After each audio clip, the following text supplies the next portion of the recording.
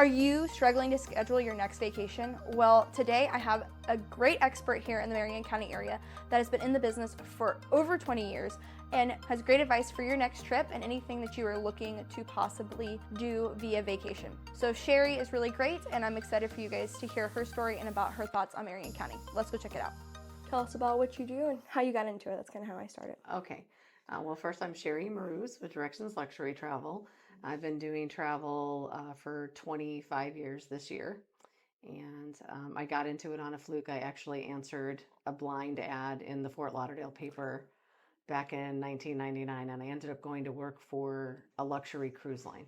Okay. So I worked there for a few years, and then after that, I went and worked at an American Express travel agency. So that's kind of where it all started. I never saw myself in the field, but I'm really happy that I landed there. It was an accident that worked out in my favor. So yeah, I really enjoy it. I really enjoy it. Mm-hmm. So how long have you been here in Ocala? Since 2006. 2006, and Okay. I spent the first 10 years working from home. Oh wow. Okay. And I learned very quickly that I didn't like that. A lot of people do, but I stuck it out for 10 years, and when my son got old enough for me to spend a little bit more time outside the home and not so much time at the school and everything like that, then I started to branch out and network more. And that's when I realized I really want to have a physical space outside the home. And so I started with a small consultation office downtown Ocala in the Grinders building. I was in the Grinders building for a couple of years, and it was a great little space for having a consultation office to meet with clients, but it wasn't bringing in any foot traffic. I was sort of like tucked away in the back. And so it got me out of the house. It was a great place to meet, talk with clients, and consult. And I got a couple of sales here and there, but it really wasn't a revenue generation type of a location. And so I learned about open space out here in Jasmine Square, and it's out here where a lot of the planned communities are, and that's been really nice. We get a lot of foot traffic in Jasmine Square. The plaza and the square are both really busy, and so that allowed me not only to get more foot traffic and get more people coming in, but to expand and bring in other agents. So now we have 2 full-time agents in the office, and we have 5 outside agents. So that's been really nice to expand. And Yeah, that's super awesome. I noticed how full this plaza has gotten, yes. even in I think the last couple of years, because I've been in Ocala for almost 10 years now. Okay. And so I remember driving over here, and I've come over here more often because my in-laws live in Rolling Hills, so I pass this quite often. And I drove through. I don't think I've ever driven through one end to the other, but it's like almost completely full. It's really full, and it's much bigger than anybody thinks because Yes. it's sectioned off. We have the square here, then the plaza runs across the front there, and then there's all these Jasmine Park things behind us and shops of Jasmine in behind. So there's a lot more here than people realize, but it's been a really good location for us. We have a couple of anchor things here. We have the DMV and the tax collector. No one likes to go there, but they have to. So people know us for, being in the same place as that. And then there's a restaurant that's been here for over 25 years. And we've got great neighbors here, and we started to coordinate, do some events together. So that's really nice too. Everybody's sort of cross promoting each other now. And so we have a nice crowd. I like that. But the foot traffic is really, really good here. And our location too is, yeah, we're west, but we're not super, super far west. So that's helpful. Yeah. Yeah, no, I feel like you guys this plaza is really I think an underestimated plaza in general I think so too. Ocala. I think it's in a good location.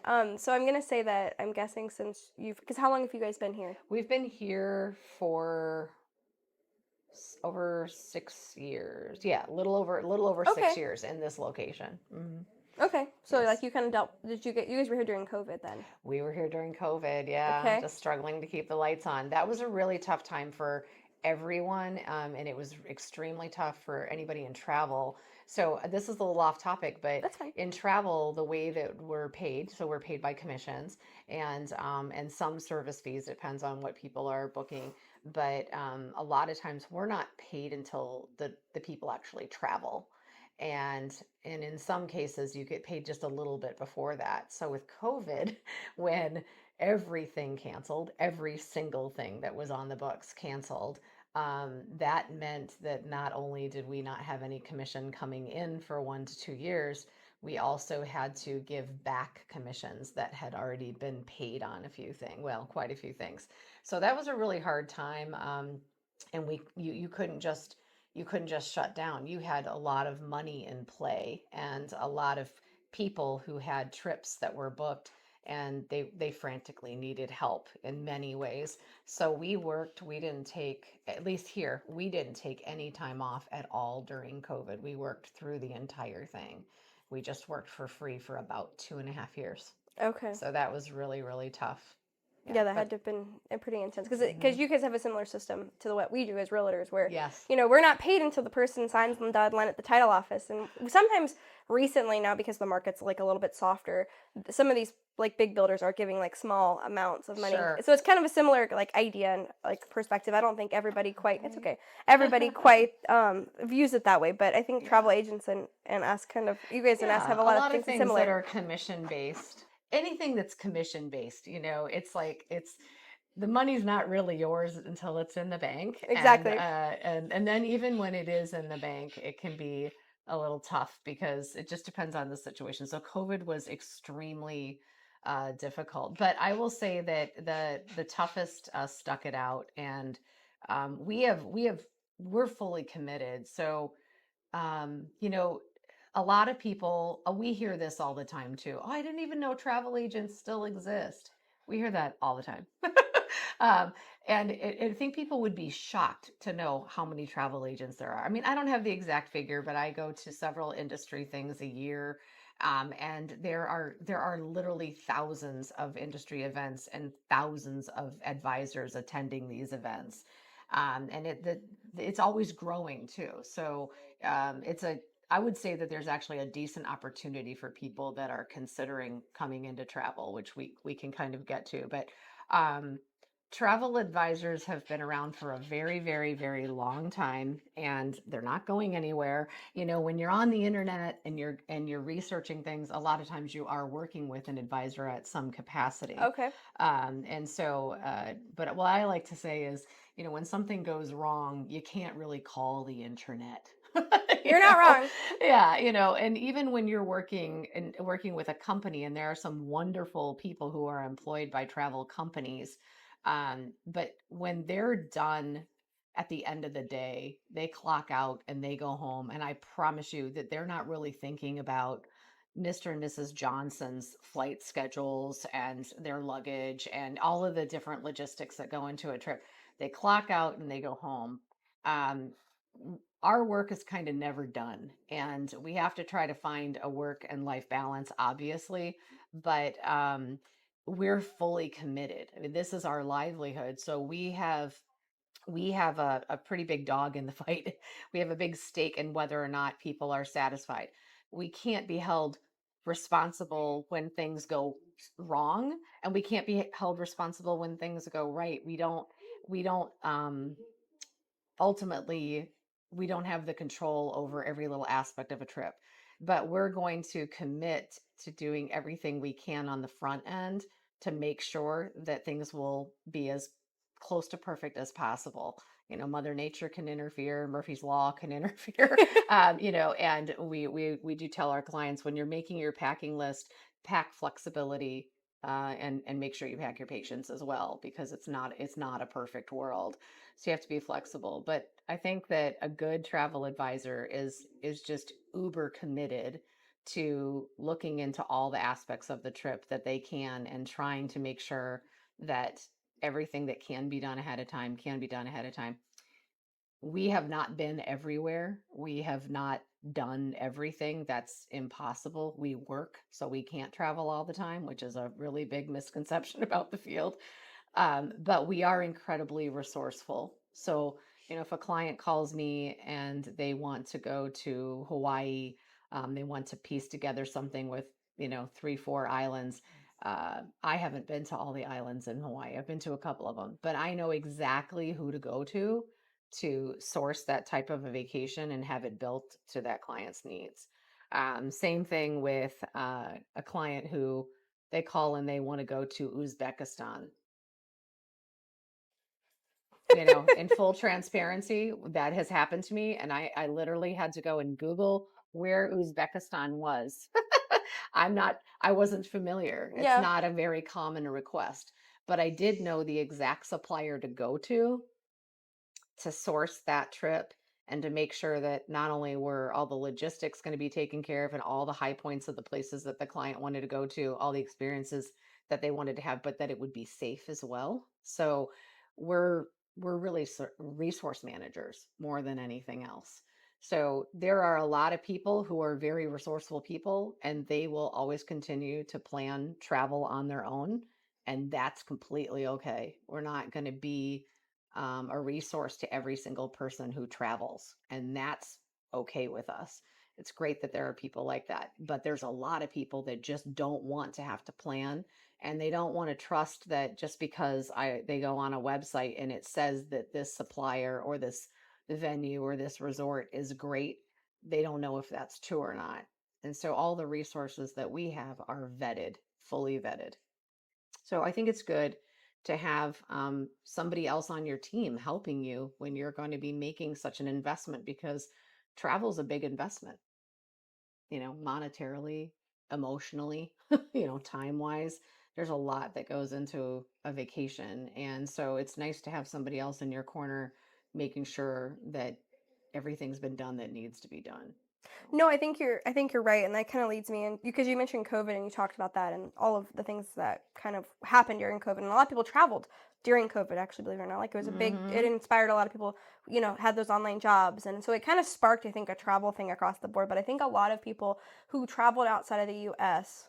learned that it's a little more complicated than just scheduling something through Airbnb or doing whatever. So if that's you right. if you want to do a full travel plan from across Europe, if you're not going to the U like to like London or to Scotland or to like those hmm countries that are more, typical, like maybe if you're going to Bulgaria or Hungary or like, some of Right. those places like that are a little bit they're like not as modern in some ways. Sometimes they are, sometimes they're not. And it I don't know, like even Greece, it can be really dangerous to go in certain parts of Greece and people don't know that. Or well, I think that's where the travel agents kind of I don't know if you could correct me if I'm wrong, but kind of like re-picked up in a way because people learned, hey, if I'm traveling out of the country to countries that may be dangerous, hmm maybe I need to consult with somebody so I don't end up in some Airbnb, in a closet. Because my wife actually traveled to Greece, hmm and this was way before COVID, but she did it. She studied abroad, and they ended up like staying in this really weird Airbnb. Or like it was really sketchy, and they were Sure. like, if we were gonna do this again, I probably would have never stayed there, and it Yeah. was really bad. It almost was really bad for them. Luckily, the person that she was traveling with, her sister was staying there, and they were Yes. like, hey, don't stay there. Like you need to go find somewhere else here Right. and all of that. Well, But it's really difficult because I happen to love, I mean, we use Airbnb personally. We don't do it with clients. We won't do that. There's too much risk and whether or not it's going to work out okay. But we stick with, actual villas, and we also do like hotels and resorts and things like that. But I will say that we know lots of people, some clients included, who've done things on their own that when they get to where they're going to stay, they didn't realize that they had to walk up a hill, oh my god, in somewhere like Valletta, Malta, where it's, all cobblestone and steps, and it's, the equivalent to 6 or 7 blocks straight uphill. oh my And there god. is no way for a vehicle to get in front of that building because that particular place that they're staying is on a, it's a, is it a street? Sure, it's a street, but it's really an alleyway that there's no traffic on. So they get dropped at the nearest point to it, and they didn't realize they were going to have to schlep their 4 suitcases, up this hill for 6 or 7 blocks over cobblestone. We've heard everything. Trust me. If it can happen, it will. And so there's a lot of cautionary tales out there, but we're an advocate and we are resource managers. And we're really compassionate about what we do. We're really compassionate about our clients. And I think that one of the reasons that our agency has been so successful, and I think it would be in almost any location, but in Marion County, we have a lot of residents who are over 55, and that I'm one of them. But people get to a point where they've done a lot of travel, they've done a lot of more adventurous stuff, and they get to a point where they kind of just are like, I've earned this. I don't want to do the work and planning all of this. I want somebody else to just do it. We still want their input. We will come in, we will sit down, we kind of interview people to see if it's going to be a good fit for our agency.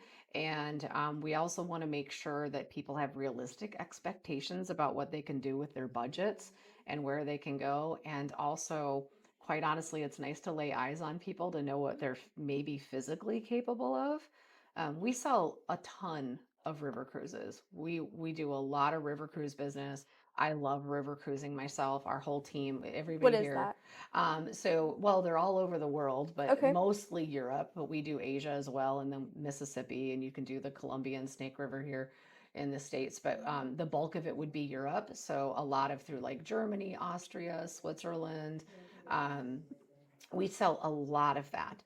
And while it's American friendly, and a lot of the places, especially in the tourist areas, they speak English, all that's good. But again, the river's down here, and you got to go uphill to get to the land. And there's a lot of steps, there's a lot of cobblestone, there's a lot of uneven surfaces. It's not America, so there's no ADA compliancy. And it's So old too, very it's old. very old. That's the whole charm about it. And also the river boats themselves, while some of them have an elevator, it's not a big elevator like we would think of. It's a real small, like you can barely get a chair in there, and it doesn't go to every level. So there are limitations. I'm not saying that people who have physical limitations or maybe walk with a walker or a cane shouldn't take a trip like that. But that's why it's so important to sit down and talk to them, so you're managing their expectations, and you can educate them, and then they can decide whether they think it's something that they should be doing. Same thing with like expedition cruising. If you're going to be going to the Arctic or Antarctic or Galapagos, and you're going to be doing what wet landings where you're in a blow up Zodiac boat, and you have to be able to physically get in and out of that. People really need to think about whether or not they're physically capable of doing a trip like that. The people that are working, the crew is there, and they can help to a certain extent, but they are not physical aids, and they could get hurt themselves. So sometimes people are biting off a little more than they can chew. And so we have to sort of help people decide whether or not it's a trip that they can handle.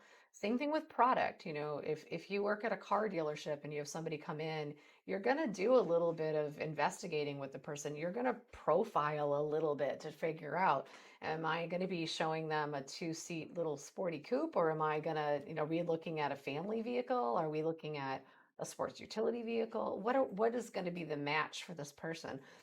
So we have to do that a little bit too when people come in and they're looking for a cruise or a tour. We're going to try to match them to the right vendor, because it's overwhelming how many options there are. And I think that's the rabbit hole people fall down into when they go on the internet, and they just get overwhelmed. So a lot of times they come in here and they've done some research, and all they want us to do is help them narrow it down. And we may know something about a company that they don't know, and that would help them either take it off the list or keep it on the list. Okay, now I know there's been some changes with travel too, like new rules, different things like that. Could you kind of touch on some important things people should know if they're Sure. looking to travel? It's always changing. I know. It is always changing. It is a moving target, and I joke around all the time that our outfits for work should be flame retardant suits, and we should have fire extinguishers, because it's like there's always a fire to put out somewhere too. So you have to be aware of world affairs. Although I think in that realm, sometimes people scare themselves out of going and doing anything, and I think that's bad too. Sometimes turn off the news, but you do have to be aware of what's changing, and where can you go, where can't you go, and what are the expectations of the locations that you're going. Is a visa required? What type of a visa? Is it something that you have to actually apply for with forms or go through a visa service company, or is it an electronic type of a visa, which you can go online? So we can definitely help with that. And that is a moving target. So, like, here's a great example. Starting January 8th, 2025, to go anywhere in the UK. So, they're not part of the European Union, it's the UK system only. You have to have it's an ETA, and it's Electronic Transit Authority, I think is what it stands for. So, there's a specific site that you go on, or you can get an app on your phone and you do it digitally. It's not very expensive, but that goes into effect in just a couple of weeks. Then there's another one that's ETIAS, and don't ask me what all those letters stand for, but that's going to be for basically the rest of Europe. And that's another one that it's not technically a visa, it's a electronic authority, like a transit authority type of a document that's going to be done electronically online. But it was supposed to go into effect in 2023. Then it was going to be January of 2024. Then they pushed it to January of 2025. And now it's pushed out. And when you go to the site is up, and but it says right on it that it's not active yet. So we don't know when that's going to go into effect. And we have hundreds of people that are booked to go to Europe next year and 26. We're even booking for 27 now. So it's just one of those things. We have an appointment on the calendar on every single reservation to make sure to follow up with all those people if and when it goes into effect. But yeah, it's really changing. Like, Brazil had a visa requirement for a while, then it went away. Now it's back again. Turkey, Turkey had one. We always have to go and look and see if it's back into effect or not. And there's some really weird rules. Like, when the Turkish visa requirement is in place, let's say you fly to Istanbul and you get on a cruise and you cruise from Istanbul to Athens, then the visa was required because you're starting in the country. Or if you were ending, if the cruise was going the other way. But let's say you take a trip that goes from Rome to Athens and it stops in Istanbul or Kusadasi or some other Turkish port along the way. When you're in transit on a cruise ship, no visa was required. So you got to know the ins and outs. This is another reason to work with an agent who can keep up with these things. And but yeah, it's always changing. The requirements are always changing. One really big tip that I have for clients is that you should always have saved to your favorites, wherever you save your favorite sites, the State Department's website, which is www.travel.state.gov. Travel.state.gov. And on there, that's where you can apply for a passport, you can renew your passport, you can look up visa requirements and entry and exit requirements for any country that you're going to travel to internationally. And that is kept up, pretty well. The only thing that I get a little bit, fluffed about on their site is the travel warnings. And I'm not saying to disregard travel warnings, but I feel like sometimes they really go overboard. And people should consider that the United States is on everybody else's websites warning them about coming here. So, take it with a grain of salt and just be knowledgeable. And the other thing that I think people really need to know is that everyone thinks that their passport is good for 10 years. It is not good for 10 years. It's good for 9 years and 6 months for like 99% of the places that you're going to travel to. So while it shows 10 years, this is a really important piece of information. If you're traveling internationally, most places, very few exceptions, but most places require a 6-month window on the back end of your passport. So let's say you're going to Greece April 1st through April 10th of 2025. So April 10th, you got to count 6 months out from that back end. So that would be October. So your passport would need to be valid through October 10th of 25 for that trip in April. And we know of people who have disregarded that rule, and they were not even allowed to get on the plane to leave the United States to go to their destination. So it isn't anything that you think that you should mess around with and just let's see how it goes. Like, that's not going to work in your favor, and it's going to be a very, very expensive mistake. Yeah, no, it's definitely not ideal. That's for sure. So we would just recommend, like, making sure your passport's like a year, and like if it's a year about absolutely time, yes. or just go ahead and renew it. Go ahead and renew it. So, well, especially if you know something's coming up, and passport renewal time is really varying. There was a terrible Oh backlog gosh, for a yes, while. it was terrible. But we have just recently, people have been telling us that they've been getting them back 2 to 3 weeks. Oh I would wow. give it a month. Yeah, it took about a month. That's faster than because Yeah. last year this year, but last year I applied for I took care of all that. But we went to Canada, so I had to have a passport to be able to do that, Sure. and it took a couple months for me to get it back. I think about a month. It took Yeah. the 2 weeks, so that's pretty quick. It's interesting that you brought up Canada. So Canada is another one of those funny places. So yes, you do need a passport to go there, or a passport card. And but one of the things it's a little bit of an uncomfortable situation for us sometimes. We sell a lot of Alaska cruises. Okay. And Alaska is a real family destination. So we don't just, we sell to couples, but we also sell a lot of groups and family groups to Alaska. And if you're going on an Alaska cruise, they stop in Canada. And so that's a whole thing about there's a maritime law that requires if you leave a U.S. port, you have to touch foreign soil before you come back to the U.S. So on Caribbean cruises, that's why, they always stop in a foreign port before they come back. And same thing. So Alaska cruises are going, unless they start in Vancouver or end in Vancouver, they're probably going to stop in Victoria, British Columbia to appease this maritime law. So Canada has very, very, very strict rules, unforgiving rules about felony history for the traveler and DUI history. And you can't go. So people say, well, I just won't get off the ship when we go there. No, you can't board the ship and go on an Alaska cruise if you have this in your background. And we're asked all the time about how do we, get this cleaned up? Is there some way to, and we've been told there's ways to do it. That's where we can't be the resource for you there. That's a legal question that you have to go about looking at whether or not you can get help in that area. We know people have been able to do it, but we've had clients who have had a DUI when they were really young and now they're senior citizens. I mean, it's been 30 or 40 years and they still can't go to Canada. Oh wow. It's all, digitally embedded in the passport information. So I don't know how you get that off. You would have to have it expunged if you could, and then it would be off your record. I guess there's got to be a way. I just really honestly don't know how it's done.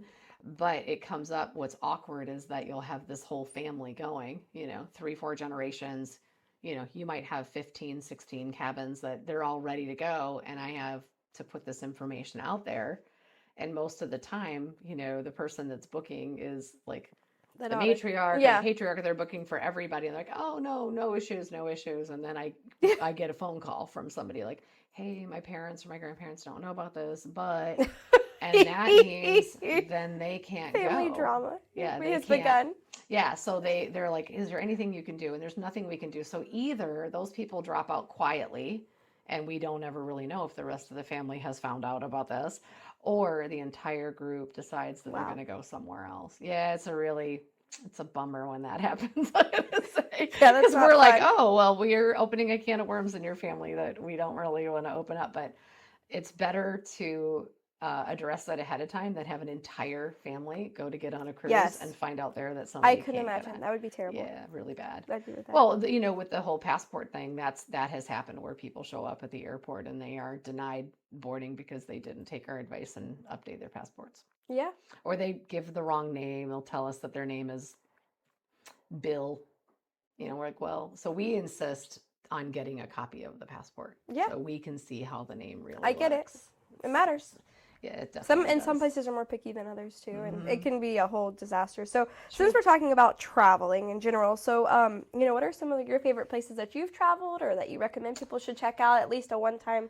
Sure. In a life Well, I went to Tahiti in the South Pacific several years ago, and I found that to be probably one of the most beautiful places that I've ever been to. It's really serene too, so it's not overly commercialized at all. Okay. And I like that. So people who are looking for a lot of action, it's not the destination. But if you want to see just absolute natural beauty and be able to relax and enjoy the beauty of the environment, then I would say that's a really great destination to go to. And then I'm really more partial to Europe, and I don't know if it's like an ancestral thing or what, but I really really love going to like England and France and like Germany, and I like the Central European countries, I really like that, and I think that's why I really enjoy the river cruises so much. Um, I just feel really comfortable there. It's foreign, but not super foreign. I don't mind when, obviously I like to learn something about their culture and their, practices and customs, but I feel kind of at home there. And I have not been to Asia, and I feel like that would be really interesting, but I know that that's going to feel completely different to anything that I've already experienced. So I really, really like Europe. Now, my business partner, Casey, she's in the back. She just got back a couple months ago from doing the Galapagos. And Okay. she really loved that. That was really different from anything she had done before. So we've been to some of the same places, but she's been to a lot of different places as well. So it's nice when people come in, with the agents that are here, we can kind of all share our different experiences with people who want to go to different places. So, but really popular places, Greece is super Of popular. course. Italy is always really popular. France is way up there. The demand for France is really high right now. Interesting. What do you think that is? I don't know. Things are Just really cyclic, and sometimes I have to say I'm a little bit clueless about maybe what in pop culture might be influencing some things, but I don't know if you know the show White Lotus.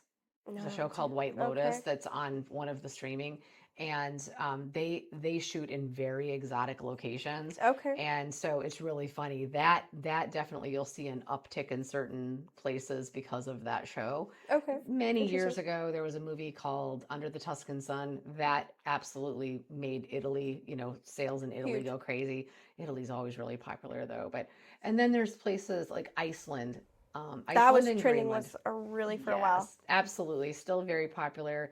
And then Croatia and the Dalmatian coast, like there's Slovenia is becoming really, really popular. And then we have some of these other just kind of like, not that the country is odd, but sort of oddities that jump up every once in a while. We're seeing an uptick in reservations for Albania. Okay. So, I think uh TikTok has a lot to do with it. I know there's been a lot of trends talking about like affordable places to go in Europe and things like that, hmm and like or undiscovered Well, places. social media and influencers definitely have Yes. an impact on things, and which can be good and bad. I was watching a video that someone sent me the other day on a woman who I guess you would say she's more or less a jack of all trades. She's supposed to be somebody who helps you save money and Okay. gives you tips on all kinds of things. Very young woman, and I watched a series of her videos, and some of the information that she gave was mostly accurate. There was some information about when you're a renter and what rights you have and things like that. But then she had this is why somebody shared it with me. There was a video about when to book a trip, and Mm. she said, "Don't book your trip during the Black Friday sales. Wait until uh, the Tuesday after. That's the day that there's the biggest sales and everything," which is completely inaccurate information. It was, I have no idea what she based that on. That wasn't true at all. And she was saying, it's always good to book trips on Tuesdays. And you hear this about flights. Oh, it's the best day to book flights. There's zero truth to that. Zero. And so sometimes I think, where do they get their information? Or I watched somebody on one of the morning shows, morning television shows like Good Morning America or Today or one of those, and they were saying, oh, last minute bookings for cruises. This is old information. It's Things have gone the completely different direction when it comes to cruising now. And again, there's exceptions to everything. So I'm not saying you'll never find a last minute deal on a cruise, but it's become just the opposite. The cruise, if you think about a business that works in yield management, in, inventory vacancy versus, no vacancy, you don't want to wait till the last minute to know if your hotel is going to be full or your cars are rented or the rooms on your ship are going to be, full. So they don't want to do business last minute. They want to fill the ships as early as possible. So what we see, and this is consistent, is that the cruise lines typically have the best prices really early on. And like when they first start publishing stuff, they'll have rates, and I tell everybody that if you're going to go on a cruise, this is specific to cruising, you should book your cruise as early as possible, and book on a refundable deposit, not with a non-refundable deposit, because there's a lot of red tape that comes with that. Book with a refundable deposit, cherry pick the best room location, get the dining that you want and all of that. And then if the price on your cruise goes down, or the cruise line runs a promotion and now a drink package is included, or your gratuities, or whatever the promotional amenity is, as long as it's before final payment, which is much closer to your cruise, then you have all that time from the time you booked to when you pay final payment that you can have your booking refared to that day's current promotional rate with the current promotional amenities. What you can't do is you can't say, well, when I booked, they had a drink package, gratuities, and Wi-Fi included. It was a promotion at that time, and I paid $2,000 a person for my cruise. Now the cruise is $1,500 per person. I want the $1,500 per person, but I still want those amenities that they had at the time I booked. It's whatever the new promotion is at the time. You don't get just the price, it's whatever the promotion is at the time. So we tell our clients, it's your job to watch this. We have thousands of reservations in play at the agency at any one time. So we are not going to be able to watch your cruise and see if the price goes down. But you can watch it. And the good thing is that cruise line isn't going to stop marketing to you. You're still going to get the mailings. You're still going to get the emails. So if your cruise goes on sale, or even if you think it is, and just need to understand whether or not it's a better deal now, then you can let us know, and we'll look it up, and we'll do an apples to apples side-by-side comparison. Same cruise, same sail date, same room. This is what you have, and this is what it is now. And then you decide, do we go ahead and refare you? That's no problem. Sometimes people book 2 years in advance of a cruise, and they might have a refaring 5 times. Sometimes they don't refare at all, because as the supply goes down and the demand goes up, the price keeps going up. And so they really did get the best deal when they booked. So people who wait until the last possible minute to go, they might be paying more. In fact, most of the time they're paying more last minute than they would have if they booked earlier. But some people are spontaneous and they can't plan ahead for whatever reason, so that's fine. But when I see experts, telling people this is what you should do, I really question that and where they're getting their information. I think they're not really in the industry itself. They might be just gathering pieces here and there. They make these assumptions, and I think it's bad information. So. No, I think that's really true. So towards the end of my podcast, what I always ask everybody is, what would you tell somebody that's looking to do what you do? So if somebody wanted to get into travel, first thing is I would tell them that they should probably try to do some kind of an internship somewhere to see if it's really what they want, what they think it is. I don't want to knock it, because I really do like it, and there are some great benefits, and I enjoy it, but it is hard work. And so, people see us posting things on the internet and on our trips, and we do go on inaugurals and we have a great time, but we work really hard and we work a lot of hours, and it's stressful, because, you got to make sure everything is right. I made a mistake this morning on something that's going to stress me out for the rest of the day till I get it fixed. I mean, we're human. We make mistakes. But if they really want to get it, I would say do some type of an internship to see if you really like it. And then if you are going to, then I would say get in with a really good host agency. So there's travel consortiums, which is kind of a big umbrella thing. And then underneath that are lots of different host agencies. And if you're going to get in, you need the resources, and these host agencies already have those resources. So why try to recreate the wheel and try to do every single aspect of it yourself? And so just as an example, our agency is affiliated with a consortium called Travel Leaders Network. And then under that is our host agency, which is called Nexion. And that gives us the power of, we've got thousands of agents, other agents and agencies with us. So our buying power is huge. So we get to negotiate particular perks and sometimes some negotiated group rates and things like that. So if you're going to get in the industry, you want to find a really good host agency. And you'll also have a whole network of other advisors there.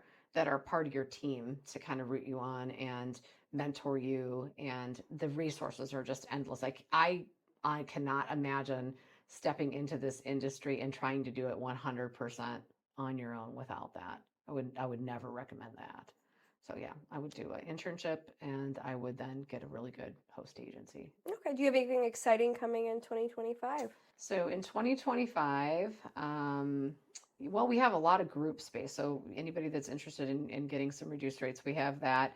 We have a couple of tours coming up with Colette Vacations. We've got a Greece tour. We have a Spain tour. And we also have one London and Paris holiday.